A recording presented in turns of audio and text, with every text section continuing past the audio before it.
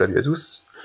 Aujourd'hui, on se retrouve pour un petit point sur les différences qu'il y a au niveau du combat dans Tanares Adventure, entre Tanares Adventure et Arena the Contest. Alors, petit récap, pour ceux qui n'ont pas vu ma vidéo sur Arena the Contest, sinon je vous engage à aller la voir, c'est que dans Arena the Contest, on avait pour chaque personnage, donc si ça fait nos personnages, c'est Zafara, Fallen Angel, c'est elle. On avait 4 actions de combat, 2 classiques, 2 basiques qu'on pouvait utiliser à chaque tour, donc on utilise une par tour à chaque fois, et 2 spéciales qu'on pouvait utiliser une fois par partie. D'accord, une fois par partie, donc c'est une fois par donjon en fait, on va dire.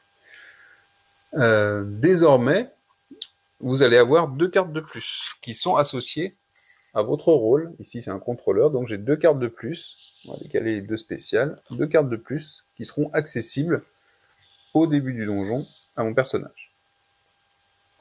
Première nouveauté. Deuxième nouveauté, on va aussi avoir des cartes équipement, donc ici ce sont des niveaux 0, d'armure et d'armes. Quand je vais les mettre comme ça.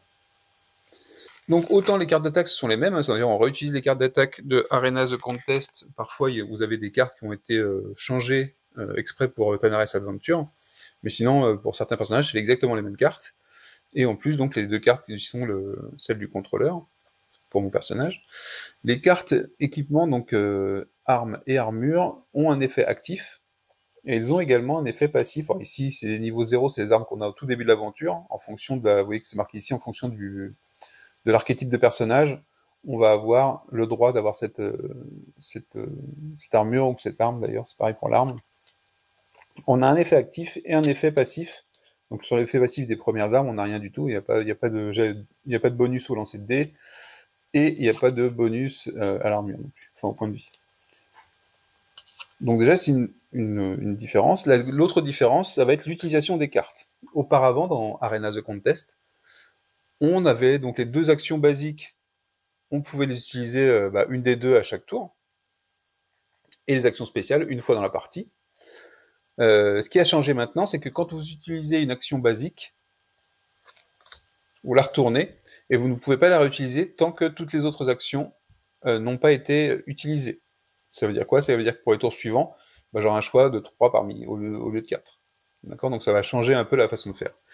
Vous avez toujours accès aux actions spéciales, donc c'est soit une action basique, soit une action spéciale. C'est ce qu'on appelle la primary action. La différence avec Arena the Contest, c'est que les actions spéciales, je peux en avoir 4 dans mon tour, c'est-à-dire une par personnage, alors qu'auparavant, j'avais le droit qu'à une seule action spéciale pour tout le tour des joueurs. D'accord? Et ça a changé. Donc ça veut dire que potentiellement dans un tour, mes 4 personnages peuvent faire une action spéciale. C'est l'action la plus puissante. Par contre, évidemment, s'ils la font dans le même tour, ça veut dire que j'aurai moins d'actions spéciales pour la suite du donjon. Donc c'est un problème, c'est toujours comme dans Arena the Contest, un problème de timing, à quel moment je vais utiliser mes compétences et mes cartes. Il faut savoir, donc ça aussi c'est un rappel, c'est que les cartes d'action, ce sont souvent des cartes d'attaque, même pour les soins, ce sera des cartes d'attaque avec un effet de soin. Et on a une partie dégâts, une partie effet, qui est la partie dégâts et la partie effet sont valables si on touche, donc si on avec un D20 on passe au-dessus ou égal à la défense de l'adversaire, et qu'on a un effet raté qui est utilisé si jamais on rate notre jet de dés. D'accord? Donc ça veut dire qu'un jet de dés en une attaque ratée peut quand même faire des dégâts. Par exemple ici c'est une attaque qui fait 20 de dégâts, avec un effet permanent, donc ça veut dire que la carte elle reste près du personnage jusqu'à la fin de la partie, et par contre on a un effet raté qui fait que on ne pourra pas jouer l'effet, on ne gagnera pas l'effet permanent, et par contre on va faire 15 dégâts à l'ennemi. Donc désormais, quand on a nos 4 cartes, on les a utilisées, toutes les 4, on a pu utiliser une des actions spéciales aussi, potentiellement, et on a pu éventuellement utiliser un effet, donc l'arc par exemple, les armes, ça peut ajouter des dégâts quand on touche, donc on peut décider quand on touche d'utiliser l'arme, et on rajoute 5 dégâts, et on retourne la carte, de la même manière en fait que les cartes d'action. Pareil pour l'armure, si on a pris des dégâts, on peut dire j'encaisse 5 dégâts supplémentaires, donc je ne prends pas 5 dégâts, je retourne la carte, c'est des effets de cooldown aussi. Donc au début de votre tour, si vous avez vos 4 cartes d'action de base, on ne parle pas des autres cartes, les cartes d'action de base qui sont utilisées, vous allez faire un refresh, donc vous allez retourner récupérer vos cartes finalement, elles seront à nouveau disponibles au début de votre tour, et vous allez choisir une des 2 cartes, donc une qui est déjà retournée, et vous allez pouvoir la récupérer. Donc si vous en aviez qu'une utilisée, bah, vous pouvez la récupérer. Par contre, si vous en avez deux qui étaient utilisées, vous n'en récupérez qu'une seule, évidemment. On va avoir des choses en plus. Donc ça, c'est au niveau du tour de jeu. Déjà, on change un peu le tour de jeu, la façon de faire, puisque vous n'avez pas toutes vos actions disponibles tout le temps, et qu'on a l'arme et l'armure disponibles. Donc sachant qu'on a des effets passifs sur les armures qui vont donner des points de vie en plus, et sur les armes qui vont faire des ajouts au jet de dés, mais donc les capacités passives sont tout le temps là, même si quand on a utilisé, c'est pour ça que c'est marqué, hein. Normalement il serait marqué ici, mais on a l'effet passif tout le temps sur la carte, même quand elle est utilisée, quand l'effet actif a été utilisé. On va avoir en plus une carte personnage. Donc la carte personnage, on a le portrait du personnage, des mots-clés, donc disper contrôleur, un effet passif, avec un effet qui déclenche, qui va permettre d'avoir un effet, là ici c'est un effet de soin. Donc ici c'est, pour le déclencher, si la cible est à 4 de moi, donc la première cible que je vais toucher, je peux soigner de 5 un allié. Alors les effets, que ce soit ces effets-là ou les effets des cartes, sont considérés comme des effets à distance. Ça veut dire qu'il faut qu'on ait la cible ou la cible de l'effet en visu, et en plus qu'elle soit à 8 cases ou moins. Et quand c'est pas le cas, quand c'est n'importe où, c'est précisé. Donc on a cette carte-là qui est en plus, on a son nom, et vous voyez qu'en dessous, on a 4 caractéristiques. Ces caractéristiques sont utilisées en dehors du combat, dans la partie aventure, quand on doit faire des tests. Donc je sais plus à quoi ça correspond. Je pense qu'il doit y avoir une sorte d'espionnage, de la diplomatie, de la force, et puis de la connaissance. Et donc c'est utilisé en dehors du donjon, d'accord ? Et ça va avoir de l'importance dans d'autres phases. En plus de ça, vous allez avoir ce qu'on appelle le skill pad, donc le tableau des compétences. Sur ce tableau de compétences, on vous rappelle, puisque le tableau de compétences, en fait, vous allez avoir le même, pour rappel, hein, on compose une équipe avec 4 rôles différents. Donc là, c'est un contrôleur, mais je ne pourrai pas avoir un deuxième contrôleur de mon équipe. Donc, je pourrais avoir un tank, je pourrais avoir un guerrier ou quoi que ce soit, mais je ne pourrais pas avoir d'autres contrôleurs. Donc le skill pad, l'arbre de compétences, il est par rôle dans le jeu. Donc on a ces caractéristiques, les points de vie, l'attaque basique, je vous le rappelle, c'est une attaque qui a un +1 au lancer de dés, mais qui n'a pas d'effet, et qui est de type à distance, c'est marqué ici. Ici la défense, donc c'est contre cette valeur que les ennemis vont lancer leur D20 pour savoir s'ils le touchent. Le mouvement, c'est le nombre de cases qu'on peut dépenser sur une action de mouvement. La réaction, c'est le nombre de dégâts que l'on fait si un ennemi nous déclenche une réaction. Ça veut dire qu'une réaction pour un ennemi, c'est que l'ennemi est dans notre zone, est adjacent à nous, il se déplace, il se déplace toujours dans notre zone, à ce moment-là, il déclenche une réaction. D'accord ? Et ça, ce sont les dégâts de la réaction, donc ce serait 7 de dégâts. Sachant qu'on déclenche qu'une seule fois une réaction par personnage. Ici, on a le rappel du range, à quoi ça correspond, parce que c'est un personnage qui est de type range. Charge totale, on va en reparler. Mana power, on va en reparler. Alors, cet arbre de compétences est séparé en deux, avec marqué tour des alliés, tour des vilains, donc des ennemis. En début de donjon, vous allez préparer votre skill pad pour le donjon. C'est-à-dire qu'en fait, vous allez le préparer, vous n'allez pas pouvoir le changer avant la fin du donjon. À quoi ça correspond ? Vous avez, donc ça c'est en début d'aventure, parce qu'après je peux avoir des niveaux 2 et 3, vous voyez qu'il y a différents niveaux de compétences. En tout début d'aventure, là où j'en suis, on a 4 jetons de niveau 1, qu'on va pouvoir répartir sur les 6 compétences de niveau 1 qui sont en bas. D'accord ? Vous avez les compétences de niveau 1, les compétences de niveau 2, les compétences de niveau 3. Donc au début de l'aventure, je vais pouvoir choisir, sachant que les compétences qui sont à gauche sont déclenchées, on peut les déclencher, on peut les utiliser, c'est jamais obligatoire, on peut les utiliser pendant le tour d'un allié. Donc c'est jamais pendant votre tour. En fait, les compétences, ce sont vraiment des compétences, une mécanique d'interaction pendant le tour des autres. C'est-à-dire que vous avez vraiment quelque chose que vous pouvez vérifier pendant le tour des autres joueurs. Donc en solo, on va pas se le cacher, ça complexifie le solo, mais c'est très très gérable, parce que le jeu est léger à la base, donc c'est facilement gérable, même si on pense un peu de temps à vérifier ce qu'on peut faire. Et en multi, ça vous permet d'avoir une action, un poids sur l'action des autres. Et puis ça augmente le temps de réflexion un petit peu sur comment on va faire, qu'est-ce qu'on va utiliser pour optimiser nos actions. Donc évidemment, au début d'aventure, je vais placer les jetons comme ça, de ce côté-là. Je peux en placer sur les trucs que j'ai envie. Et cette partie-là, c'est pendant le tour des ennemis. C'est-à-dire que vous allez pouvoir faire une action, utiliser une compétence pendant le tour de l'ennemi. Donc parfois c'est indiqué à quel moment, parfois c'est pas indiqué, donc vous pouvez le faire à n'importe quel moment du tour ennemi, mais pas pendant le lancer de dé. Par exemple, si le dé est lancé, vous n'allez pas faire une action à ce moment-là.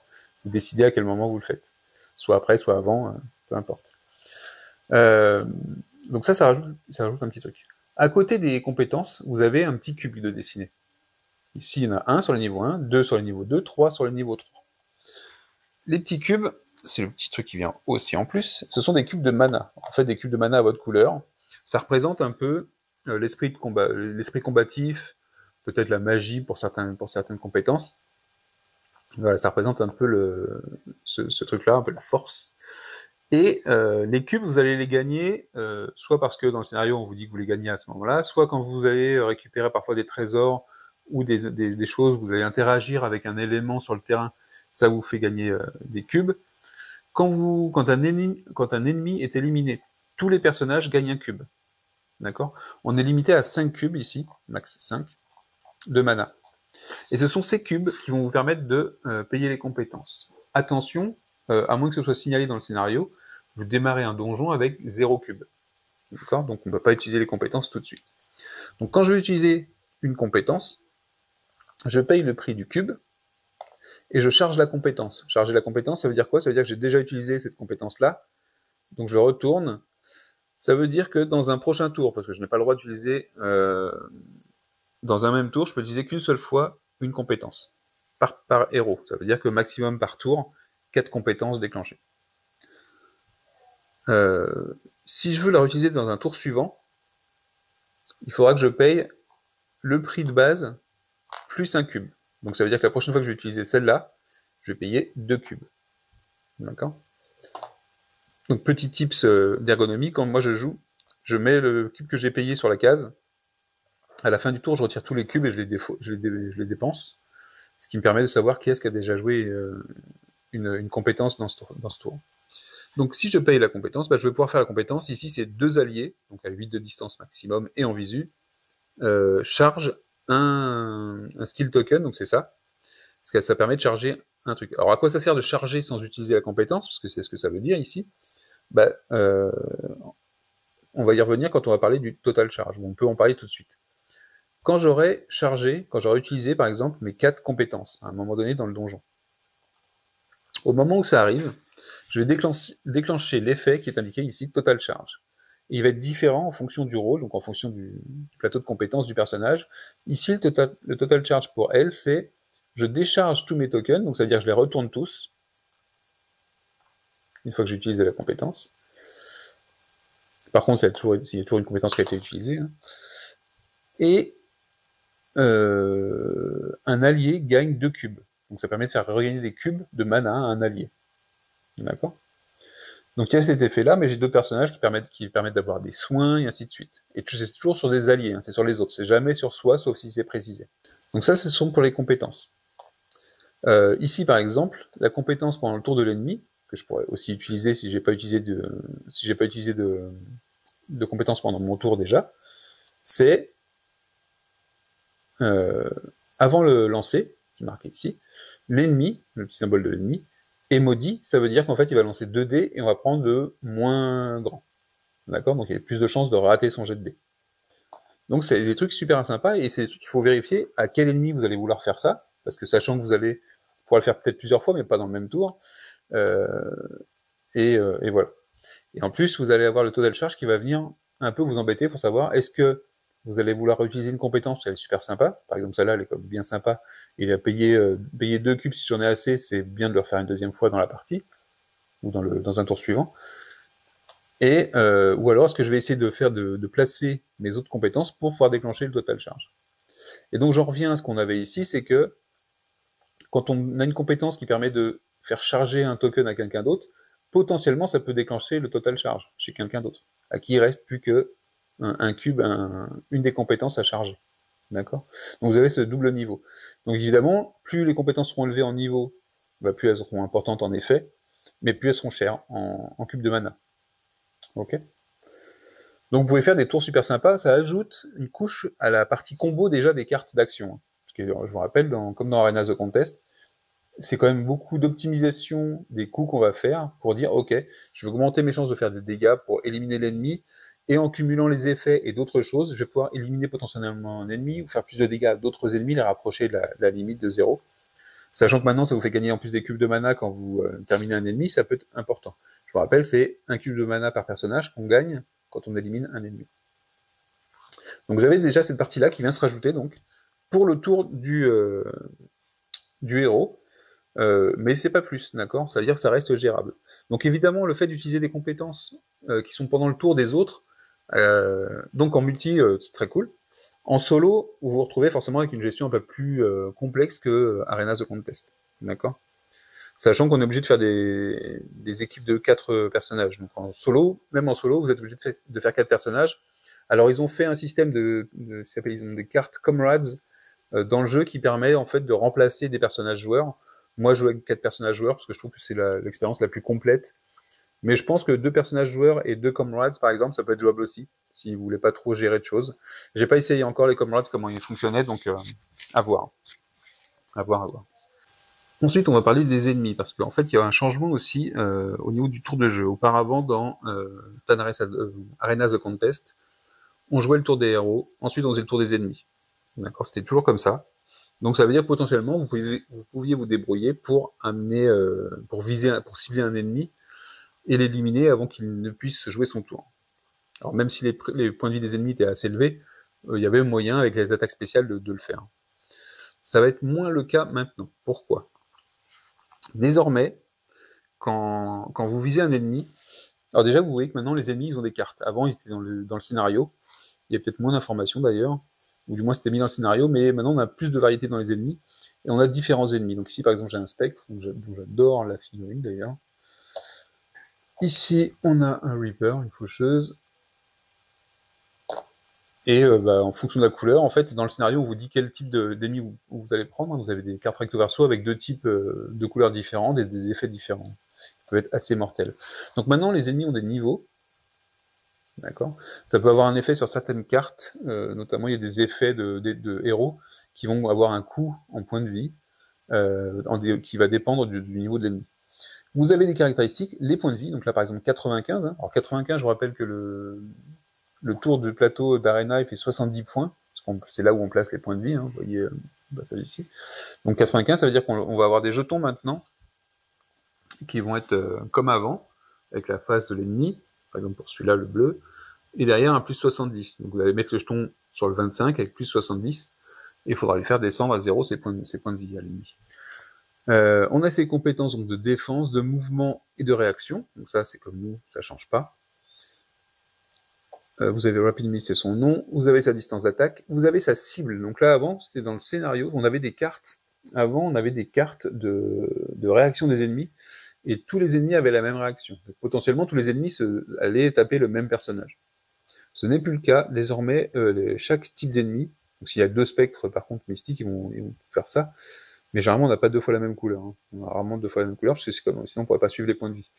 Mais donc chaque type d'ennemi en fait va suivre une cible préférée, sa cible favorite, qu'il peut atteindre. Ça veut dire que s'il ne peut pas l'atteindre, si le héros le plus éloigné, c'est le cas ici, il est hors d'atteinte, il va prendre le prochain héros qui sera le plus loin, mais qui sera atteignable. D'accord.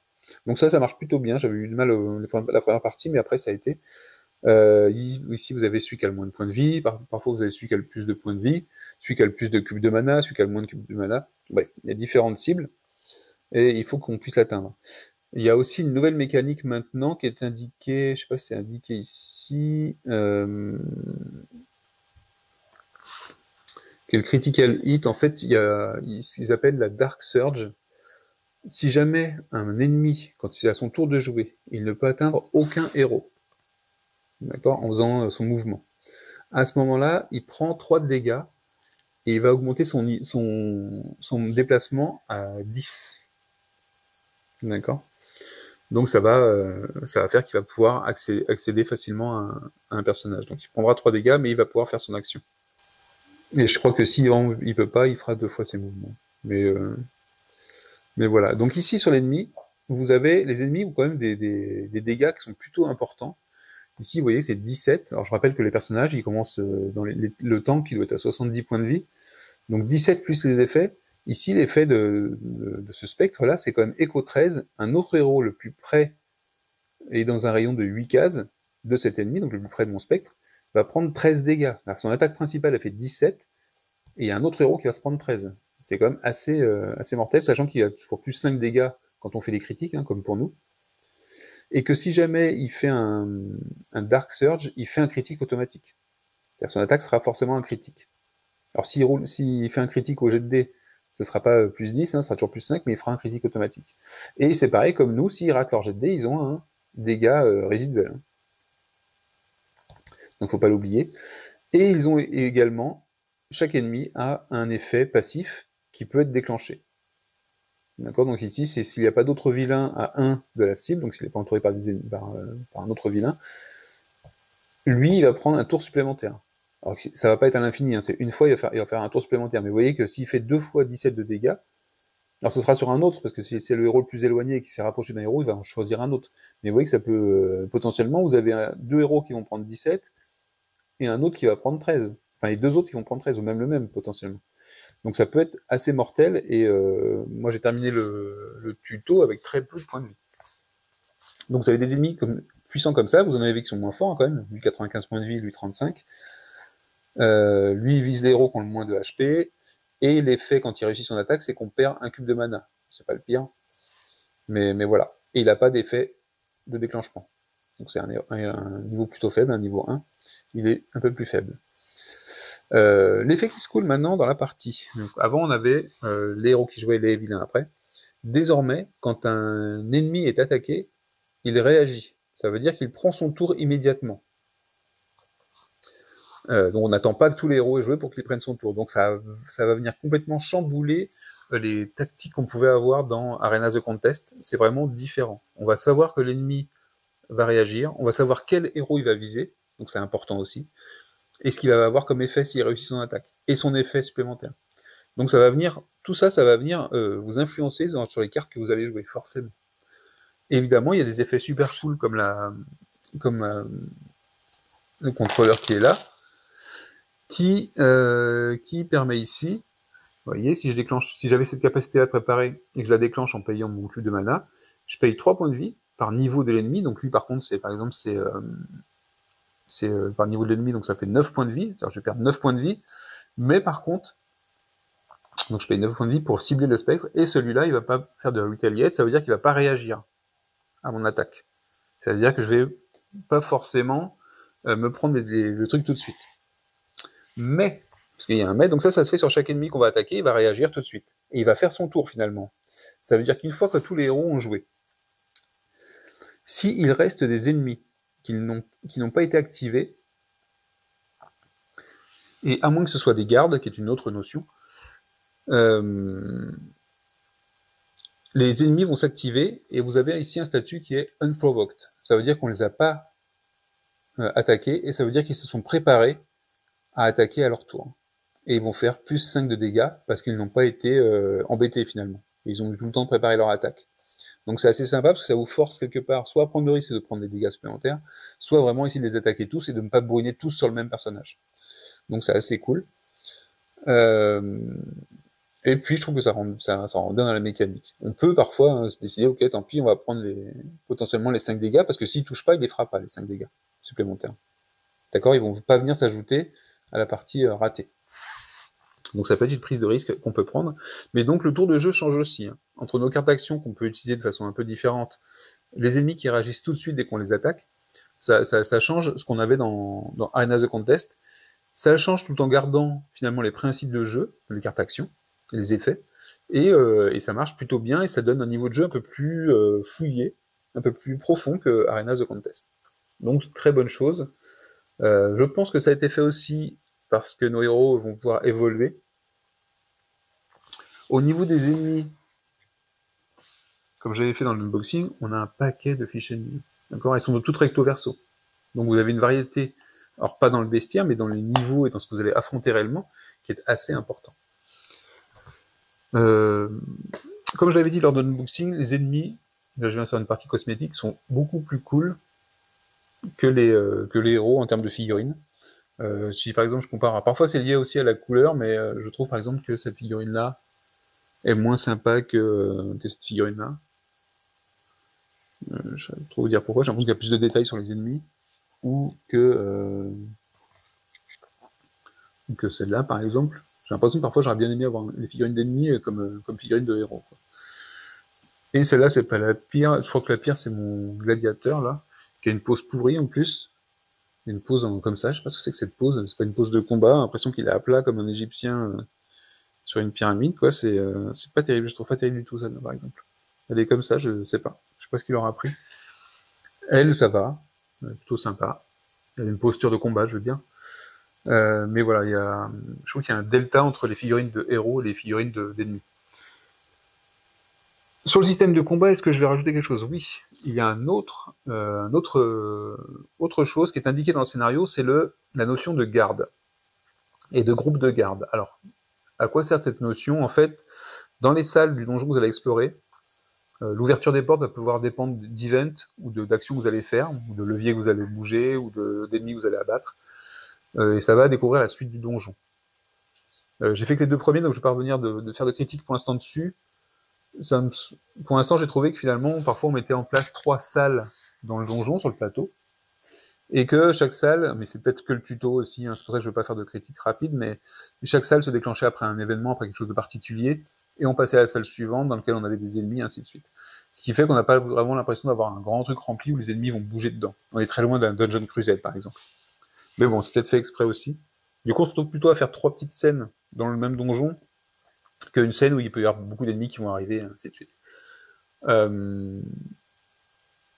La notion de garde, c'est quoi? C'est que dans une salle, si vous avez quand on met en place les personnages de la salle qu'on vient d'ouvrir et qu'il y a marqué garde, ils ne vont pas attaquer du tout. C'est-à-dire qu'ils sont considérés comme inactifs. Par contre, ils ont une réduction des dégâts, ils sont considérés comme étant en garde, donc ils ont -6, ils prennent -6 de dégâts quand on fait une attaque directement sur eux, à moins de retirer leur statut de garde. Et pour retirer un statut de garde à un ennemi, il faut l'attaquer. Donc la première attaque, si on fait une attaque directe à distance, il va prendre -6 de dégâts, mais ensuite il va être activé, et à ce moment-là, il prendra des dégâts normalement. Ou alors, si on se rapproche dans un périmètre de 3 cases de cet ennemi, il perd son statut de garde. Ça veut dire que je peux m'approcher de 3, il perd son statut, et à ce moment-là, il n'a plus le bonus de -6, son bonus de protection. D'accord? C'est différent quand je fais une attaque à distance, alors que l'ennemi est en garde, et quand je m'approche, qu'il est activé, et qu'à ce moment-là, il perd son statut de garde. D'accord? Alors attention, c'est pas ennemi par ennemi. Un groupe de 3 ennemis, à partir du moment où il y a un des personnages du groupe de garde qui est activé, tous les ennemis s'activent. C'est-à-dire qu'ils perdent tous leur statut de garde, mais par contre, ils vont devoir s'activer. C'est-à-dire soit ils réagiront à des attaques contre eux, de façon normale, soit ils réagiront au moment où les ennemis non activés seront activés, ou les ennemis non provoqués seront activés plutôt, pour agir dans leur tour. Donc ça peut être bien parce que par exemple dans le tuto, le tuto est super bien fait. Hein. Le tuto est plutôt long. C'est long, hein. Vous avez 2 donjons dans le tuto. Vous avez une partie, j'ai pas encore fait la phase de ville ni la phase de monde pourtant. J'ai fait quelques trucs mais pas tout. Et ni l'évolution de personnage. Il y a plein de choses que j'ai pas encore fait. C'est pour ça que je ne parle pas du reste. Mais vous avez 2 donjons pour le tuto.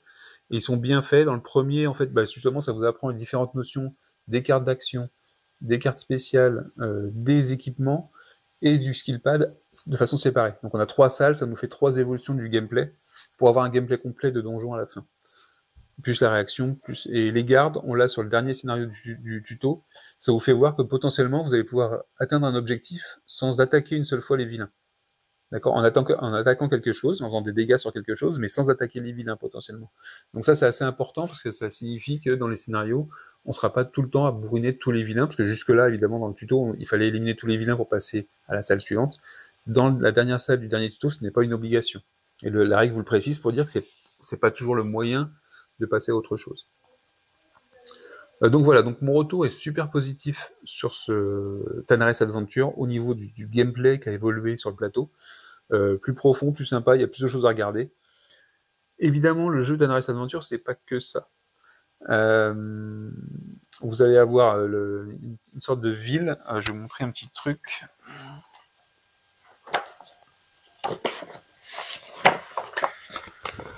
Voilà, ça c'est comme ça qu'on va commencer l'aventure, avec 4 cartes qui représentent des bâtiments qui vont nous permettre en fait de faire des choses dans une ville. En fait, la ville c'est une sorte de refuge, une ville qui se reconstruit quelque part. Ça vous le saurez en voyant l'histoire. Et à un moment dans le jeu, entre deux aventures, on aura une sorte de ville, de plan de ville, avec les cartes qu'on va mettre dessus. Et donc il y aura toute une phase de ville, un mini-game dessus en fait, dans lequel on va pouvoir utiliser des personnages de la ville, des personnages qu'on a recrutés, soit des héros, soit des NPC, des personnages non joueurs, et on va pouvoir soit faire évoluer la ville, soit gagner des choses, soit gagner de l'équipement, faire évoluer nos personnages. Et là, derrière, vous avez la carte du monde avec des informations dessus. C'est ce qui va vous permettre d'avoir de l'influence dans le monde. Et cette influence, on va la retrouver sur des fiches. Donc là, j'ai fait des copies pour pas écrire sur les trucs du jeu. Mais vous allez avoir de l'influence sur différentes semaines de votre existence. C'est une sorte de calendrier ici. Vous avez la liste des quêtes qui se trouve ici. Donc là, j'en ai fait que 2, hein. 2 quêtes de tuto. Vous allez avoir de l'influence sur les régions et sur différentes factions. Et en fait, vous allez avoir des paragraphes à lire quand vous allez déclencher quand vous allez arriver à certains niveaux. Donc ça, c'est pas mal. C'est des rencontres dans le jeu. C'est une sorte de métagame par-dessus. Ici, vous allez avoir des logs en fonction de ce que vous avez fait. Et ça veut dire que dans des phases d'aventure, on va vous dire est-ce que vous avez coché ce truc-là ou pas. Voilà, vous avez des puzzles. Les péanotes, on s'en fout. Et ici, vous avez des perks, donc vous allez pouvoir gagner des capacités d'équipe au fur et à mesure. Donc c'est assez complet, hein. Le jeu est plutôt complet. On est loin de la simplicité de Arenas of Contest.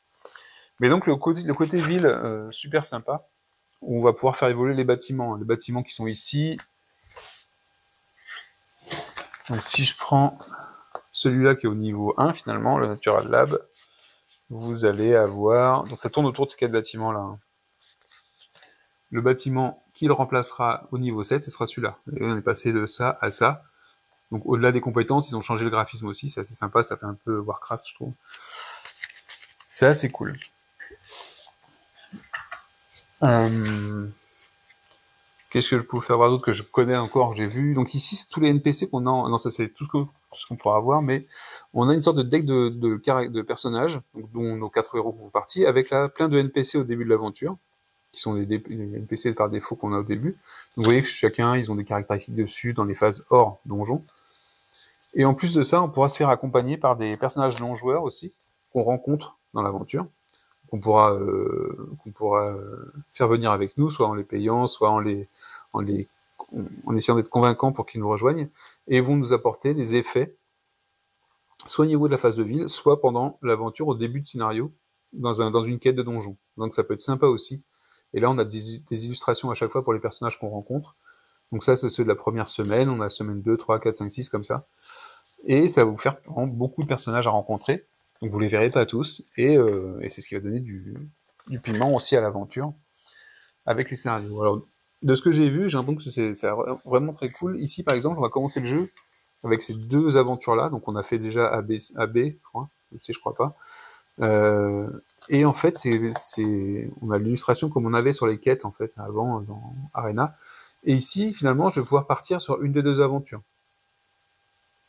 D'accord? L'infestation des morts vivants, Hunger and Crime. Et ici, à chaque fois sur les cartes d'aventure, vous allez avoir, si on néglige cette aventure-là, parce que ça peut arriver qu'on la néglige et que du coup on ne puisse pas la faire, on n'ait pas le temps de la faire, il y aura une sorte d'incidence sur la suite de l'aventure. D'accord? Ça vous rappelle le contexte et ça vous rappelle ce qu'on attend. Et en fonction de ce qu'on va faire, on va aller sur une quête ou sur une autre. Et potentiellement on pourra refaire l'autre plus tard ou pas, ça dépendra du timing. Donc ça c'est sympa. Et ensuite quand vous allez prendre les quêtes, vous allez avoir ces quêtes, ici des cartes de quêtes quand vous les aurez terminées, quand vous allez les prendre, je sais plus. Donc ces 2-là, elles ont été faites, c'était les quêtes de tuto. Qu'est-ce qu'il y a d'autre? Il y a les cartes de loot qui sont ici. Il y a les cartes de loot qui viennent d'être déclenchées, donc pour l'instant je ne les ai pas encore utilisées. Les cartes d'équipement qu'on peut améliorer, hein, ce que je vous ai dit tout à l'heure, on a des effets passifs. Ici, ça me fait plus 10 points de vie quand j'ai cette armure, donc je la mets de toute façon. Et j'ai un effet actif qui est ici, donc plus 10 HP, c'est l'effet passif. Et ici, je peux retirer 9 de dégâts. Et après l'attaque, me déplacer de 3. Pas mal. Me déplacer de 3 l'attaquant. Donc vous voyez, des armures bien sympas, avec des illustrations à chaque fois dessus. Voilà. Donc ça, je l'ai pas encore vraiment découvert, parce que ça va venir avec la ville. En fait, la ville va vous donner accès à un niveau d'équipement qui va vous permettre de customiser vos personnages. Vous allez pouvoir prendre des nouveaux personnages aussi, donc des personnages comme ça, hein, des personnages joueurs. Vous allez pouvoir en prendre d'autres, en plus des 4 que vous allez avoir au départ, et choisir en début de donjon, en début de quête ou d'aventure, qui est-ce que vous allez emmener. Et faire évoluer plusieurs personnages finalement en même temps. Donc vous avez vraiment de la souplesse dans la façon de jouer le jeu, et beaucoup de richesse. Beaucoup de richesse. Sachant que le gameplay au centre, on s'en rappelle facilement. Celui-là, enfin moi, le jeu Arenas of Contest, je connaissais bien, et celui-là me paraît pas plus compliqué une fois qu'on a déjà fait des parties. Je pense que la phase de ville et de monde sera peut-être plus complexe à revenir dedans si on laisse le jeu de côté pendant un petit moment. Mais à voir, hein, peut-être que finalement, après, une fois qu'on l'aura fait une fois avec les aides de jeu, ça se passera tout seul. Donc voilà, c'était mon... Donc j'ai un super retour sur Panaris Adventure, hein, je suis pas déçu du tout. C'est vraiment excellent. On a un changement au niveau des jetons de conditions. Désormais, les conditions, vous avez des petits jetons comme ça, avec le rappel de ce que ça fait. C'est pas encore au top sur les jetons, parce que ici c'est un effet simple, mais potentiellement vous pouvez les cumuler. C'est-à-dire si j'ai 2 jetons comme ça fait un plus 6. Et parfois vous avez des effets sur vos cartes qui vous donnent ce jeton-là, mais en effet 6. Donc là vous pouvez pas utiliser de jetons, c'est à agir tout de suite ou à s'en rappeler tout de suite. Alors vu que souvent les conditions sont valables une fois par tour, donc, et elles se terminent une fois qu'elles ont été utilisées, bon, ça va, on arrive à gérer. On arrive à gérer. Je crois que c'est tout ce que je voulais vous dire pour l'instant sur Tanaris Adventure. Et je vous dis à la prochaine. Ciao, ciao.